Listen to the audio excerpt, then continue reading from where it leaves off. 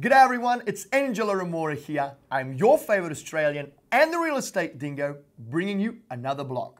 And today I'm talking about business mistakes that I made and how I learned from them. Check it out.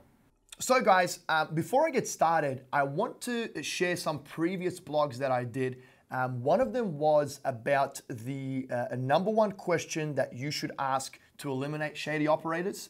So please check that one out. And I just did a recent one not too long ago about joint ventures and why I don't believe in them.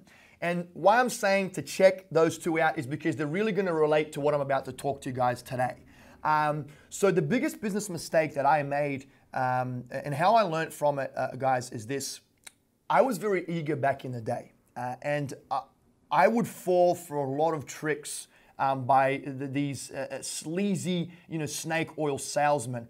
I would commit to certain individuals very quickly. I really never conducted my due diligence on business partners or on other partners that I was looking at investing with.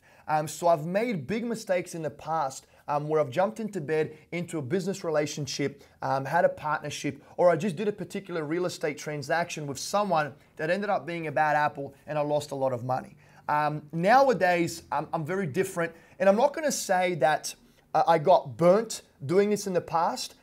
Just because you touch a hot stove and it burns your hand doesn't mean you should stop cooking, right? You still have to keep cooking because you have to survive, you have to eat.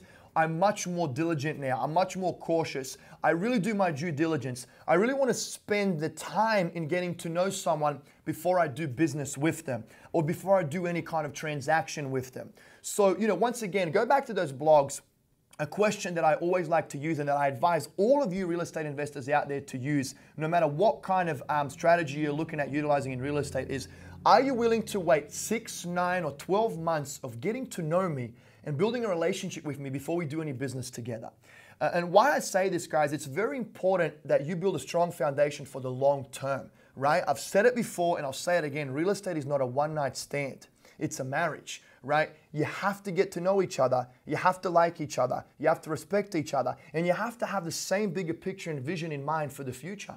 And if all of these things come to fruition, then you should get married, right? And you should enter into this long-term relationship. So that is very important, guys. Those are the mistakes that I made in the past. I was just very eager, very hungry, very motivated. I wasn't really, being patient, conducting that due diligence on people, and I would just jump. I would just jump for the deal or for the business partnership, and I ended up being hurt. But another thing, guys. Once again, referring back to that stove, don't stop cooking. Don't stop doing deals.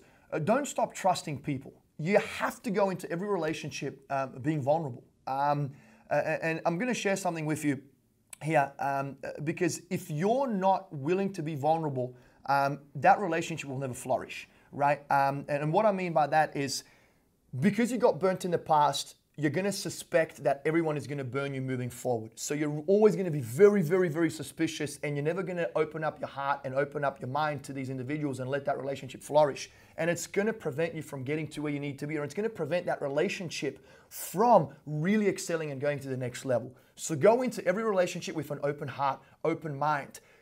Have caution, right? Conduct your due diligence. Spend the time in getting to know someone, but don't go into it closed. Really open up. And if you get hurt, you get hurt. And I'll tell you this, I'm going to end it with this, guys. I absolutely freaking love this. It doesn't matter how many times you're wrong, as long as you're right once, and it counts. Let me give you an example. Let's say you get married 10 times. 9 of them end up in divorce, but that 10th time you find the love of your life and you guys live happily ever after. Were those 9 divorces worth it? In my opinion, they were, because you found the love of your life and you guys lived happily ever after. Let's say you start 10 businesses. You fail 9. You lose millions, but one of those businesses you start is a Facebook or an Amazon or a hugely successful company that 10x is the loss of all of those other 9 businesses. Did it matter that you were wrong 9 times? It doesn't matter because you were right once. So look, those are my beliefs. I'm getting kind of a little bit philosophical here. I hope you get my point. If you don't, I'd be more than happy to clarify, so please comment below. Yeah, guys, what are some business mistakes that you made? How did you overcome them? What did you learn from them? I'd love to hear from you. Comment below. Thank you so much for watching. I'm Angela Ramora. I'm your favorite Australian and the real estate dingo. You guys have a great day.